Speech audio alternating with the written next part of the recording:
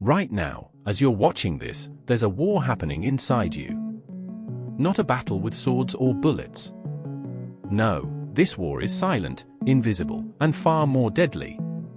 It's the war between who you are and who you could become. Between the life you're living and the life that's slipping through your fingers every single second you choose comfort over growth. And here's what nobody wants to tell you: you're losing. Every time you hit snooze. Every time you scroll instead of create.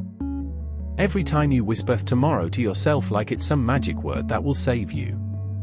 You're losing ground. The enemy isn't some external force. It's you.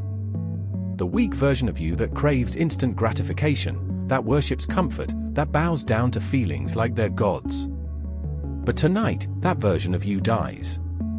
Because I'm not here to give you a gentle nudge. I'm here to shake you awake before it's too late. Before you look back at your life and realize you spent it waiting for motivation, waiting for the perfect moment, waiting for someone to give you permission to become who you were meant to be. The truth? That moment will never come. And if you're waiting for it, you've already lost. Let me tell you something that will either destroy you or transform you. Most people fail in life not because they weren't smart enough. Not because they didn't have opportunities. Not because the universe conspired against them. They fail because they lack the one thing that separates legends from forgotten names: discipline. They fail because they're ruled by their feelings, enslaved by their impulses, imprisoned by their own weakness. Look at your life right now. Go ahead, take a real look. Strip away the excuses, the justifications, the stories you tell yourself at night to sleep better. Is this where you imagined you'd be?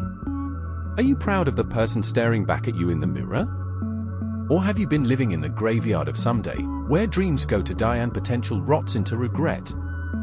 How many times have you told yourself, I'll start tomorrow? How many January 1sts have come and gone with the same empty promises? How many nights have you lain awake, knowing deep in your bones that you're capable of more, but somehow, when morning comes, that fire turns to ash? This is the trap. This is the prison. And the cruelest part? You built it yourself, brick by brick, with every choice to take the easy path. The graveyard is full of people who were going to start tomorrow. Full of talent that never met discipline. Full of potential that never became kinetic. And unless you make a decision right here, right now, that's where you're headed to. Here's what the weak believe: they think successful people wake up motivated every single day. They think champions feel inspired 24/7, that greatness is just naturally flowing through their veins like some superhuman serum. That's a fairy tale. And it's keeping you weak. The difference between winners and losers isn't genetics. It isn't luck. It isn't even talent. The difference is brutally simple: winners take action when they don't feel like it. They move when every fiber of their being is screaming to stop. They show up on the days when showing up feels impossible. Think about it. You really believe Kobe Bryant woke up at 4 a.m. every morning because he felt like it? That David Goggins runs 100 miles because it feels good? That every great warrior, artist, entrepreneur, and athlete throughout history achieved mastery by waiting for inspiration to strike? No. They understood something you need to tattoo on your soul: the motivation is a visitor that occasionally stops by. Discipline is the foundation you build your entire life on. Weak people are like leaves in the wind, they go wherever their feelings take them. One day they're fired up, ready to conquer the world. 2 days later, they're back on the couch, scrolling through their phone, watching other people live the life they claim they want. They're searching for shortcuts, hacks, easy ways out. They're looking for the button that will magically transform their life without effort. That button doesn't exist. And every second you spend looking for it, you're moving further from your goals, not closer. You're building the habit of avoidance, not the habit of action. You're training yourself to be weak. So what is discipline, really? Discipline is not about doing what you love. That's passion, and passion is easy. Anyone can do what they love when they feel like it. Discipline is about doing what is necessary, regardless of how you feel. It's about taking action when your body is screaming for rest, when your mind is begging for entertainment, when every logical reason to quit is lining up like soldiers ready for battle. Discipline is waking up early not because you want to, but because you must. It's choosing the hard right over the easy wrong. It's doing one more rep when your muscles are burning. It's writing one more page when your brain is fried. It's having the difficult conversation instead of avoiding it. It's saying no to instant gratification because you're committed to long-term greatness. Mike Tyson understood this at a level most never will. He said, "Discipline is doing what you hate to do, but doing it like you love it." Read that again. Let it sink in. That's the mindset that separates champions from pretenders. The ancient samurai warriors embodied this philosophy to perfection. They didn't train every day because battle was constant, they trained because when battle came, hesitation meant death. Their discipline wasn't optional. It was survival. They understood that the warrior who only trains when he feels like it is the warrior who dies first. Jocko Willink posts pictures of his watch at 4:30 a.m. every single morning. Not for likes. Not for validation. Because discipline is his religion. It's his non-negotiable. The way he wins his first battle of the day is by conquering himself before the sun rises. These men didn't wait for the right moment. They didn't wait for motivation. They built routines and mental fortitude so strong that action became automatic, regardless of circumstances, regardless of feelings, regardless of obstacles. David Goggins talks about something he calls callousing your mind. Most people hear that phrase and move on. But let me break down what that actually means, because this might be the most important concept you ever learn. Your mind is like your body. When you first start working out, your hands are soft. Do a few pull-ups and you get blisters. It hurts. Your instinct is to stop. But if you keep going, something miraculous happens, your hands form calluses. Those calluses are armor. They're proof that you pushed through pain.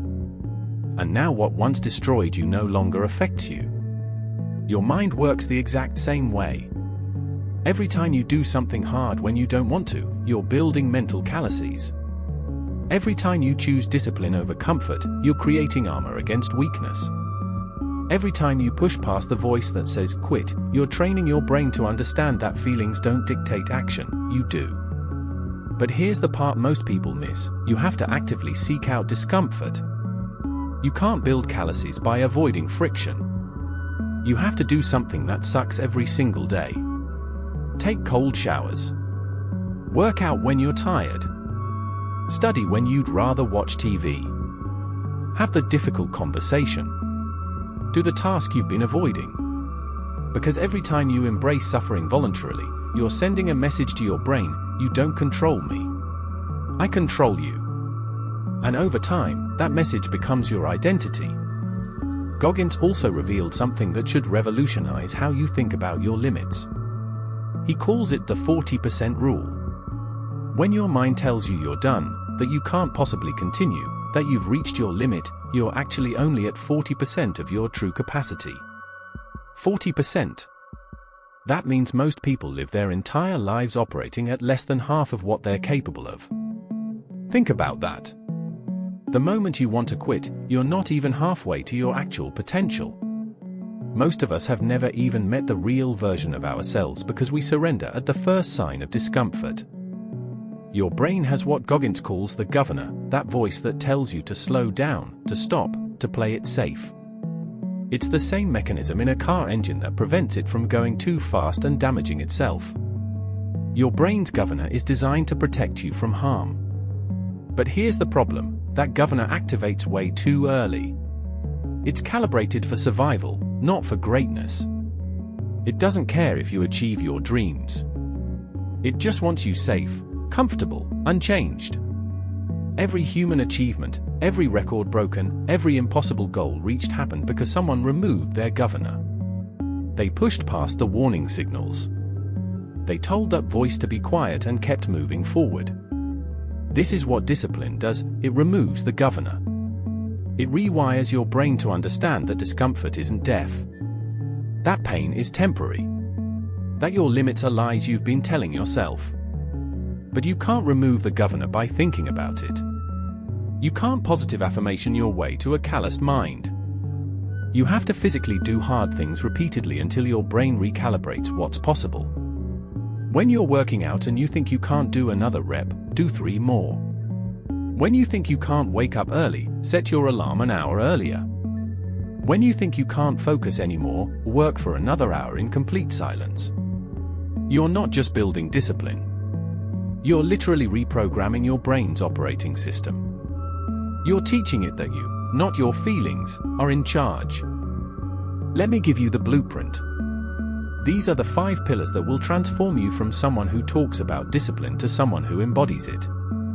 Pillar 1. Remove the option of quitting. This is non-negotiable. The moment you give yourself a choice, your weak side will win. Decide right now that quitting is not an option. When you say you're going to do something, it's already done. There's no debate. No negotiation. No, I'll see how I feel. You don't ask yourself if you want to brush your teeth every morning, do you? It's automatic. That's what your disciplined actions need to become: automatic, non-negotiable, as essential as breathing. Write this down: quitting is not an option. Put it somewhere you'll see it every day. Because on the hard days, and there will be hard days, you need this reminder. You need to know that the door marked quit doesn't exist in your world anymore. Pillar 2. Start small, but be relentless. You don't need to go from 0 to hero overnight. In fact, trying to do too much too fast is often just another form of avoiding real change. You get to feel good about your grand plans without actually doing the work. Instead, start with one non-negotiable habit. Wake up at the same time every single day.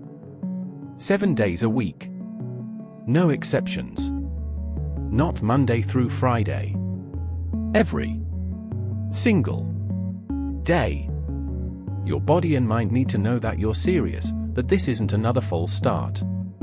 Then add another habit. Maybe it's 10 minutes of exercise. Not 2 hours at the gym, 10 minutes. But those 10 minutes are non-negotiable. Rain or shine. Tired or energized. Motivated or not. 10 minutes. Small wins create momentum. And momentum is the secret weapon most people never harness. Once you prove to yourself that you can keep a promise, no matter how small, you start trusting yourself again. And once you trust yourself, bigger goals become possible. Pillar 3. Divorce your actions from your feelings. This is where most people fail. They're waiting to feel like doing the thing. They're waiting for motivation to strike like lightning from the sky. Let me be crystal clear, your feelings are irrelevant. Successful people don't act based on how they feel. They act based on what needs to be done. Period. You don't need to feel like working out. You don't need to feel like studying. You don't need to feel like working on your business. You just need to do it. Your feelings will catch up later. Or they won't. Either way, the work gets done. This is the master key. When you separate action from emotion, you become unstoppable. You're no longer at the mercy of your moods. You're no longer sabotaged by a bad day or a sleepless night. You operate like a machine, consistent, reliable, inevitable. Pillar 4. Embrace discomfort as your teacher. The moment something feels hard, that's not a signal to stop. That's your cue to lean in. That's where growth lives, on the other side of comfort. If you only do what's easy, you'll stay weak forever. Your comfort zone is a prison disguised as a sanctuary. It feels safe, but it's killing your potential one comfortable day at a time. Actively seek out discomfort every single day. Do something that scares you. Have the conversation you're avoiding. Attempt the task you think you're not ready for. Push yourself in your workout until you think you might break, then push a little more. This is how you expand. This is how you grow. Not by waiting until you're ready, but by doing it before you're ready and discovering that you were more capable than you thought. Pillar 5, track everything and accept no excuses. What gets measured gets managed. Write down your daily actions. Keep a journal. Use an app. I don't care how you do it, just track your discipline. When you skip a day, you see it in writing. When you make an excuse, you have to write it down and face how pathetic it sounds. Didn't work out today because I was tired. Really? That's what's going to stop you from becoming great? Being tired? Make yourself answer for your failures. Not to punish yourself, but to build awareness. Most people fail in the dark, where they can hide from the truth. Bring your failures into the light. Own them. Learn from them. Then do better tomorrow. And here's the key: accept absolutely zero excuses from yourself. The weather. Your mood. How your day went. Someone else's actions. None of it matters. You either did what you committed to do, or you didn't.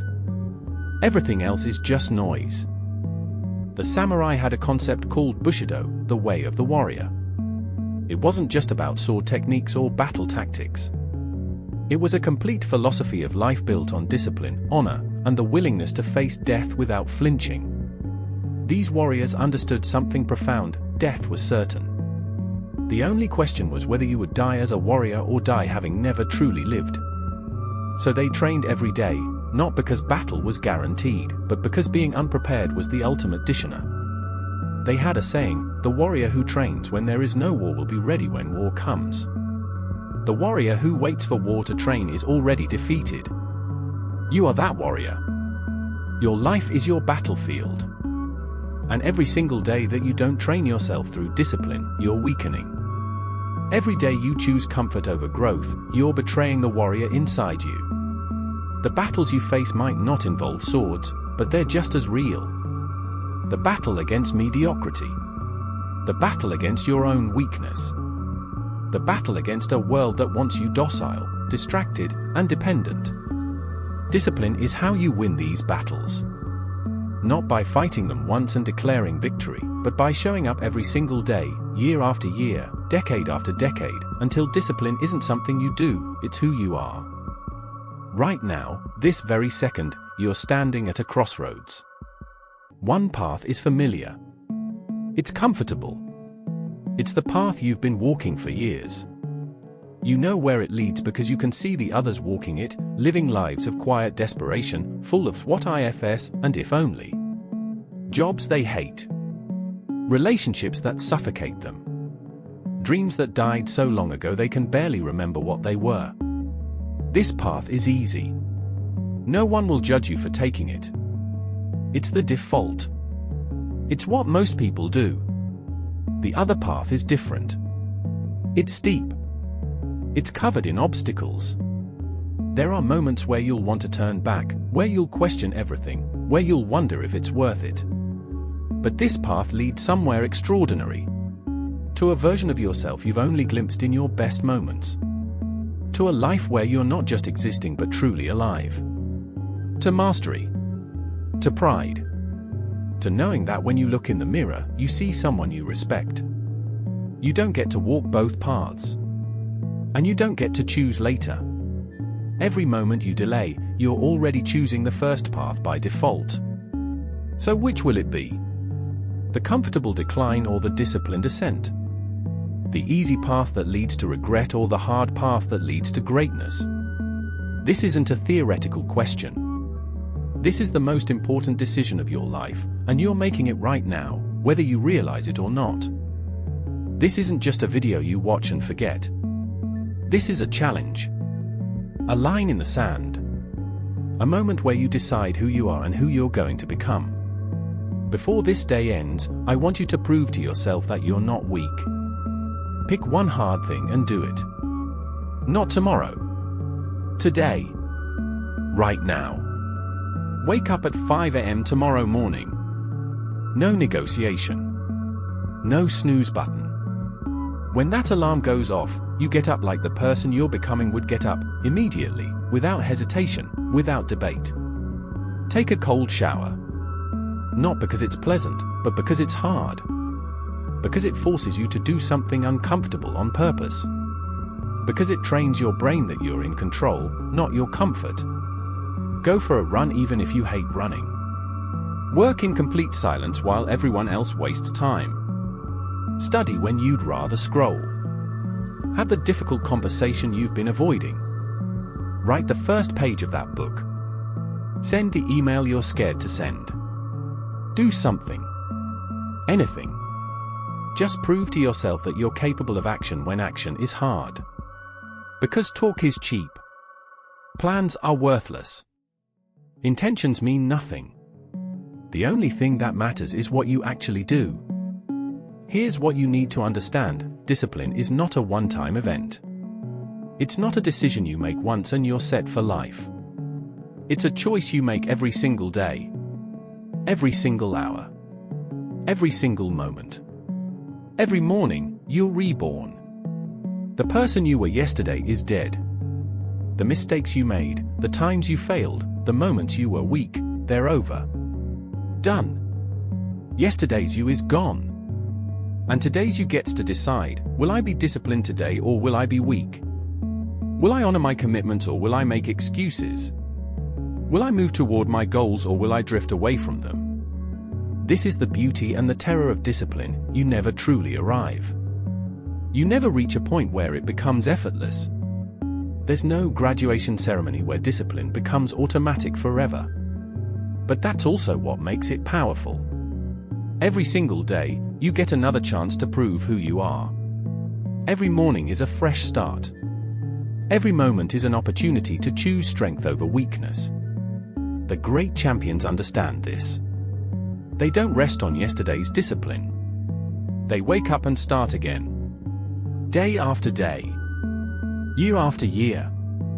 Until discipline becomes their identity, woven into the fabric of who they are at the deepest level. Let me leave you with this final truth, and I need you to really hear it: there is no middle ground. You're either becoming disciplined or you're staying weak. There's no maintenance mode. There's no coasting. You're either moving forward or you're falling back. And if you're not actively choosing discipline every day, you're choosing weakness. Not by intention, but by default. And choosing by default is still choosing. The clock is ticking. Every second that passes is a second you'll never get back. You can't save time. You can't borrow it. You can't pause it. All you can do is decide what you're going to do with the seconds you have left. Will you waste them waiting for motivation? Hoping for an easier path?